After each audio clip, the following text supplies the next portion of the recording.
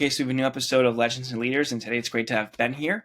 Ben, you've been behind a bunch of different interesting projects and companies in the crypto space, one of which was Binance. You led a lot of the New Zealand operations for a while there, and you helped really spread it out in the region. So you've had to gain a great understanding of how to make crypto appeal to the average person. And now you're over focusing on digital collectibles, and you're at a company that has some incredible licenses with Marvel, Star Wars, etc. Done great success in the NFT space and trying to make this something that's mainstream. So I'm excited to have you here and to get into your story. Oh, look, great to be here, and thanks very much. Awesome. So how did your passion for crypto, for blockchain, kind of the tech space, and wanting to be a business leader in general, how did that start? Totally. So, my career has been one of I started off doing a degree which was really interesting but completely useless at the time, which was medieval Spanish and Portuguese, which I loved, but came out of that and went, okay, well, what do I do with that, right? Ended up going into advertising. Advertising led into sales, marketing, and that was where I really discovered my sort of love of technology and financial services. And so, ended up in quite a few roles in traditional finance, regulated finance, and through that started to learn about the world of digital assets. Got into that personally, and particularly 2020 was when a lot of people discovered and had the time sitting at home to really get into and research blockchain, crypto. So that was when I really got red pilled, and I think for me, I'm a New Zealander, lived here for a long time, and so when Binance announced it was going to come to New Zealand, that kind of brought together quite a few of my passions, which were blockchain, but also building and launching and overcoming challenging things in a business sense. And so the jobs I've done and loved have been the ones where there's been something new to build or a challenge to overcome or something to fix. And so launching, a cryptocurrency exchange as a regulated financial service provider in a market where there was very little in that space and very dominated by traditional finance, that appealed. And then being able to grow that business to really exciting size of business in terms of trading volume and customers, and then having the opportunity to lead and build and grow the Australian operations from New Zealand. So that was pretty exciting. So yeah, that was my I suppose my foray from tech roles into blockchain and crypto, and then I met the guys at VeVe, and the rest is history. What did it take to really scale out blockchain, crypto, Binance in New Zealand? Was it what were some of the biggest hurdles you encountered? How did you overcome them? So we really started from scratch. So I was employee number one in New Zealand, and so it was kind of me and a laptop and working out, right, what do you need? So what does it take to get registration as a financial service provider? What products can't you offer? Getting the right advice, but then starting to build the frameworks and the team that you require on the ground. How you leverage a global business? What parts of a global business you can replicate and use, and what parts you need to actually create bespoke in a local market. So really starting from scratch. So that was pretty cool. But fundamentally, the challenge with any new technology is education, overcoming misconceptions, explaining the use cases, and then doing what every organization needs to do and selling their proposition. So you have to explain the category itself, because it's a nascent category. So why is there a need for an alternative to traditional finance? Why is tokenizing things a good idea? So you've got to do a lot of that. So there's a lot of media, a lot of conversations with opinion leaders, and discussions with business leaders just to educate them. And then once you start to get that awareness, then you have to explain, okay, so why do you choose this company to engage in it, and why should you trust us with your business, with your money, with your time? And very similar actually to where we're at in terms of digital collectibles. So we all know about the NFT boom of a few years ago, which got NFTs into mainstream consciousness, but arguably did some damage in terms of the reputation and utility of them. And so as a digital collectibles business, what we do is we use that technology. That's the technology under the hood, but we use it for a very specific reason, and that's about scarcity and rarity, and that's what collectors look for. So So my job and our job at VeVe is to explain to people, to collectors, why there's this digital alternative to physical collecting, which is a 200-year-old industry worth billions of dollars, hundreds of billions of dollars a year. Why is digital collecting a thing? Why is that a good idea? What are the things you can do digitally that you can't do physically? And once we've done that, why should you come to VeVe, and why should you trust us with your business, your money? So kind of similar sort of challenges. Yeah, it seems like there was a lot of overlap there. Yeah, there was. And look, I as part of what Binance was doing, supporting local Web3 projects, we did interviews with local projects, and one of them was David Yu, one of the co-founders at VeVe. And the more he spoke to us and to me about the project, the more it stood out. So one of the challenges in the Web3 space, as you know, is there are lots of projects where the answer is blockchain, but what's the question? The way that VeVe approached it is the two founders, David and Dan, they have always been collectors. They love collecting things, and they just get the psyche. And so they, starting off as collectors who had relationships with some of the IP holders through other businesses, and also looking at the technology of NFTs, thought, well, hang on a minute, there's something here. This is a way that you can create and enforce and give people assurance of scarcity and edition sizes in a way that isn't possible in the physical world.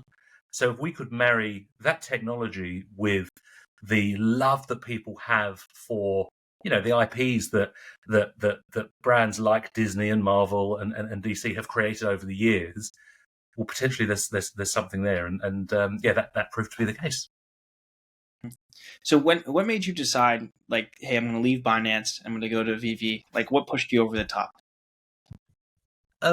Meeting David, actually, meeting the founder. I think there was just a real personal connection. I loved his creativity. I loved his ethics, his approach to business. I loved his drive and resilience. So if you think about, in the early days, the way that the business started, to me, shows the mettle of the founders. And so David and Dan, who are the founders and still heavily involved in the business, they sat down with a friend of theirs, a guy called Alfred Kahn, who is a shareholder of ours now. And he is the American executive behind Pokemon, Teenage Mutant Ninja Turtles, Cabbage Patch Kids, Yu-Gi-Oh, a whole load of others. And they together sat down and said, okay, let's just plan out what this could look like as a business. And once they had pretty much an idea and a PowerPoint deck, David and Dan packed up their bags from New Zealand, went over to Hollywood, and met with executives and sold them on this idea, which didn't exist. No one was doing it, and persuaded them to give them a go, and built a platform, put the first collectible up, which was a Batman figure, and it went crazy. And from there, we've now got this business where we've got almost 1 million customers across 180 different countries. We've sold 10.5 million collectibles. There have been, $1.5 billion traded on our secondary market. So, it's now an enormous business with a massive roster of awesome brands. But back then, it was, two guys and an advisor with a bit of an idea and a PowerPoint deck. And so when I met David and heard that story, I thought, well, God, that's exciting. But then when I looked at the business and looked at kind of where it is today and where it could be, I thought, well, actually, I might be able to add some value here. And God, there's this enormous collectibles industry. I said before, it's worth depends who you ask, but about $400 billion US a year, and it's growing 5.5% year on year. That's collecting. Well, every industry has gone digital, and collecting will be no different. And I could explain why, but the opportunity at the moment for VeVe is to grow enormously and really scale. And I just found that really exciting. And I thought, wow, what an honor to be part of that ride. Mm-hmm. So in terms of like creating collectibles and licensing them, like how has your process evolved over time to do that? And like what now, like from a licensing standpoint, are you like really wanting to focus on, Ben? So where we are right now is we are very fortunate to be strong in pop culture, digital collectibles. So we've got collectibles and we've got a comics platform, and so right now we're growing out our comics platform. We launched it earlier this year with Marvel and all of their comics. We're adding on just this week a new publisher, Blaze, and we're adding on multiple new comic publishers. So we're really focusing on growing that to be an ecosystem where large and small corporate and independent comic publishers can come and publish their content, access that audience, and really take their IP, and their creations into the digital realm and monetize that as well. So growing the comics platform is a big focus for us, but also growing out the geographies that we're in. So we are, we're pretty strong in North America and Europe and some other places. There are some huge opportunities around the world.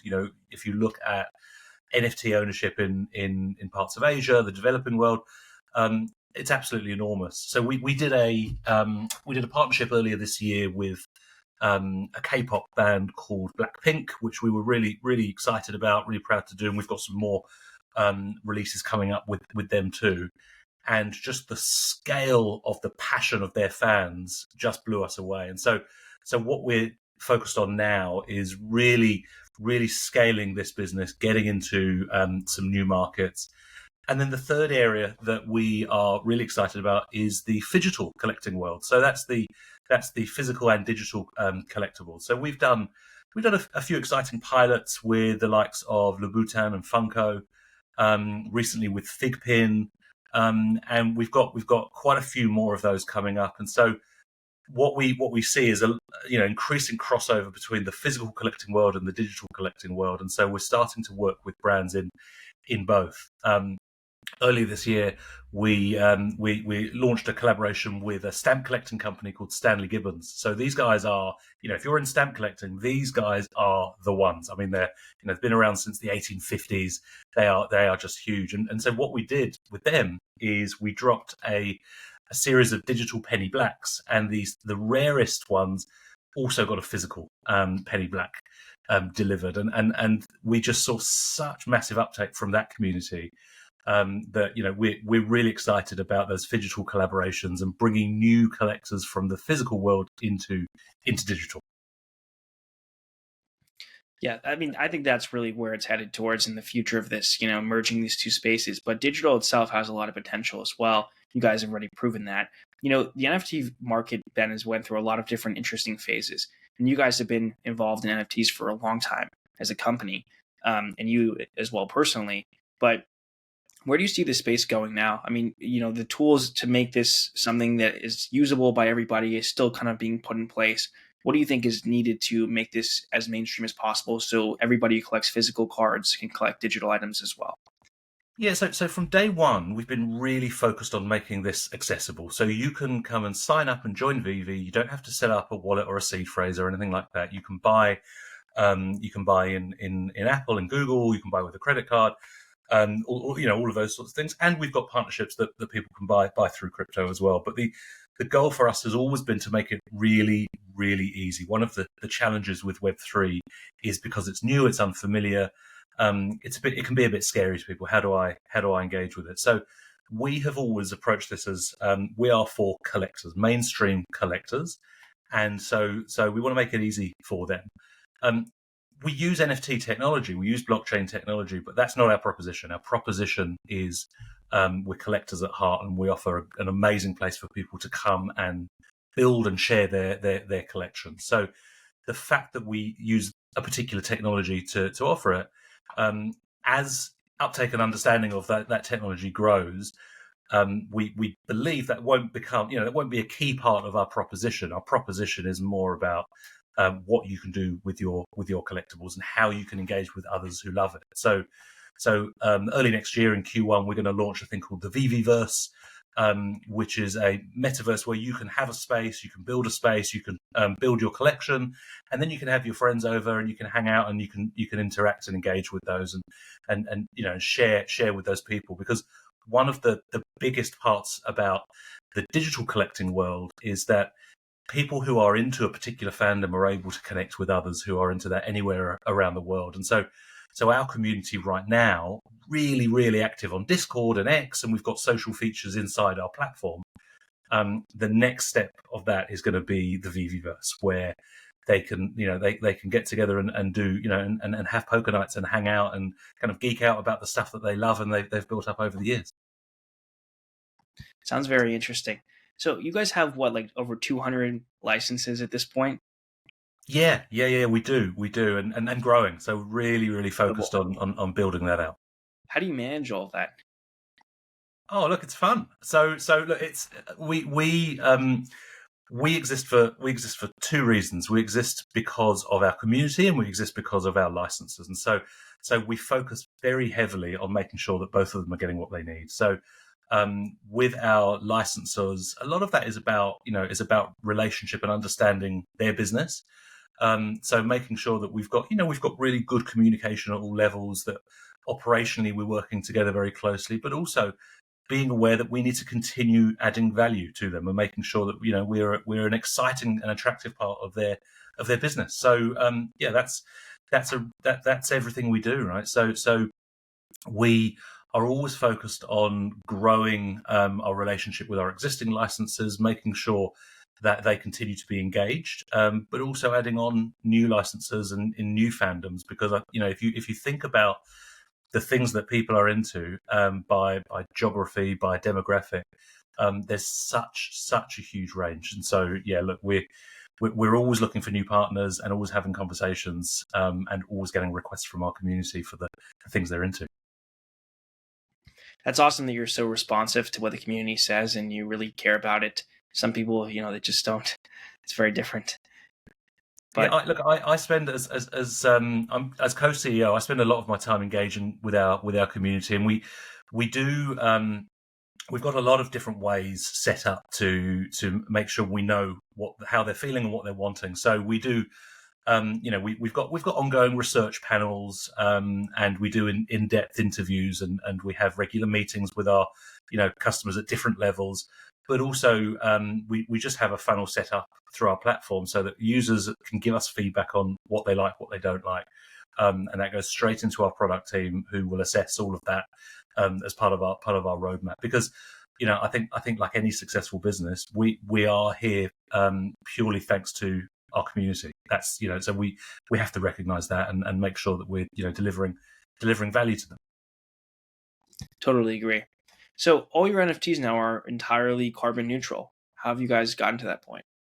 Yeah, so we work with IMX, and that's one of the key parts of that decision was the carbon neutrality. And look, I think if you think about collecting generally, one of the challenges with physical collecting is there is a lot of carbon involved in terms of plastic and packaging and transportation and all that sort of thing. So that is a challenge. And while some might see that as a trivial thing, we see that as really important, because we're looking at really growing this to mass adoption. And if you think about the great transfer of wealth, I think we're about to come to the last of the baby boomers are about to hit 60, and so we're going to see trillions of dollars of wealth transfer in society going to generations who do care about sustainability and do care about the environment. And so it's something that is really important to us, because we want this. We're building this to be a long-term sustainable business. And so one of the attractions of our platform is it is absolutely carbon neutral. You can collect as many editions of something as you like,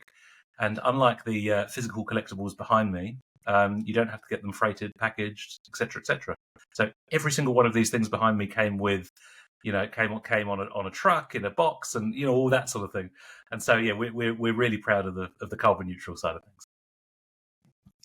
Yeah, I mean, as you ramp up, if you want to hit the scale you're going to have a major impact on the world. So having it, carbon neutral is definitely good to have, because it's going to be a lot. It's appealing to our licensors as well, because the model for them is that we can work on the IP and on the model, but then it creates an ongoing revenue stream for them, which doesn't depend on physical production, which has an environmental impact, but also a logistical one and an administrative one as well. So it's it works for consumers and it works for the licensors. So that's the sort of sweet spot that we're going for.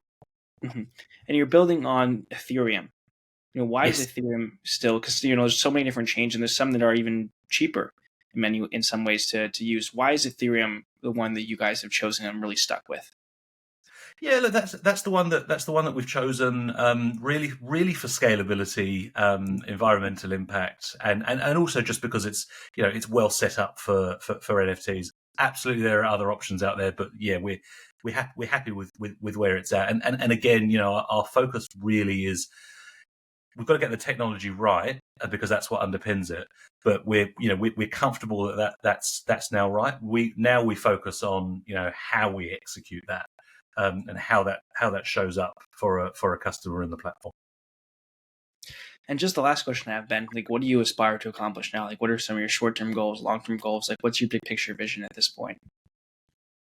So we want VeVe to be the place where the world collects, and so launching the VeVeverse in 2025 is going to be a big part of that. So taking this from an individual having a showroom of things that they can share statically to having an environment where people can come and engage and share in that. We were quite early pioneers of augmented reality, and so we're excited about moving into the virtual reality space as well. So I think that's a short term that's a big focus, but really this is about disrupting the physical collectibles industry. So the long term vision for us is that when people think collecting, when they go to an auction, when they hear news about an artwork that's been sold, that they think about VeVe and they think about the digital side of things as well. So really becoming an authority in the world of collecting, and disrupting that industry is where we're headed. Well, I'm excited to see you guys, really continue to get there. I think you've already had a great impact on the space, and people love the collectibles you guys have created, and they're very unique. And I'm excited to see you scale this in the physical world and other places too. Thanks for coming on, Ben, and doing this. Hey, thanks for having me. Really appreciate it.